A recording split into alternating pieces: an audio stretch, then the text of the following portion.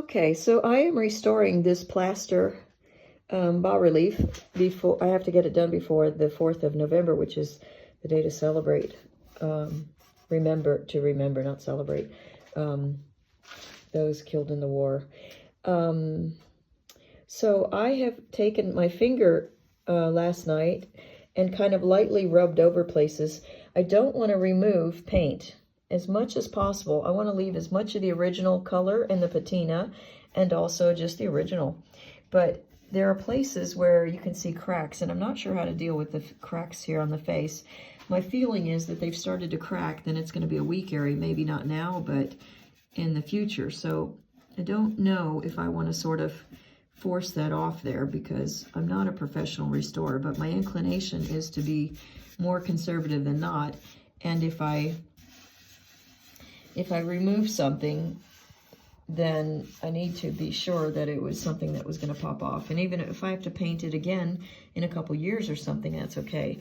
So anyway, there have been some of these sort of chemical drips that I think maybe a wall worker dripped something from above, because they fell here, they fell here.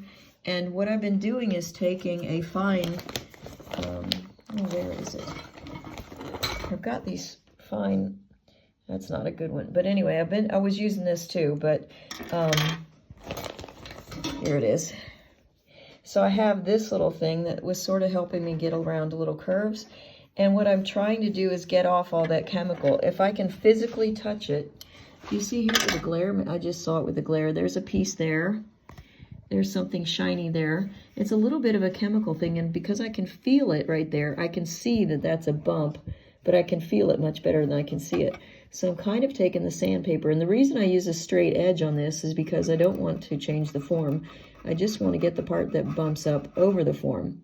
See, so I'm trying to just lightly go over that. Can you see that little bit of a glare that's right there? Let's see if I change the angle. See how it's kind of a glossy shape, where the other part of the paint job is not. So I want to remove that. And technically, I don't need to remove it if it's the same level. You know, if it's same here, I can see that is a shiny space. See right there too. You see those two? But if they are level with it, then all I really want to do is scratch it enough to give it a tooth so that I can paint over it, because I need the paint to stick to something. So you see what I'm saying? So I just want to be very slow, very gentle. But at the same time, I know I've had to take my other projects off the table, because for November, today's the 15th of October, and that's not very much time for me to do something, especially when it's not something I have done before. So anyway, but this is what I'm going to be working on now. I just mixed up some nice hot, just a drip of dishwashing soap in here, and I want to kind of lightly go over some of this stuff. My feeling is that I want to work on clean plaster, because also the back has some dirt, and I don't know exactly where that came from because it's been hanging on a wall. But I don't want to soak this with water because I'm afraid that the paint may come off. So I want to just sort of spread this around. But on the other hand, if there's places, transition places like this, if more of this is going to come off, then it's better that it does it now, I think. And I may be wrong with that, but see, these are interesting, these patches. They look like sand. Well, this looks like sand. And I don't really need to do anything with that, because look how porous that is, that I'm sure the new plaster will stick by it just fine. To be honest, well, I hate saying the phrase to be honest, because it sounds like everything else I say I'm not being honest, and that's just not me. Anyway, my fear is that when you get, I can feel the ridge on this paint. I don't know if you can see it in the video. It's actually much thicker than you might think. But my goal is to have a flush surface that mixes all together. And so I don't know how much of it I need to rub this down with, with the fine diamond bit sand, so that the plaster will be rough, and that way I can add new plaster to it. But I'm very nervous about adding too much plaster, because I don't want a raised edge.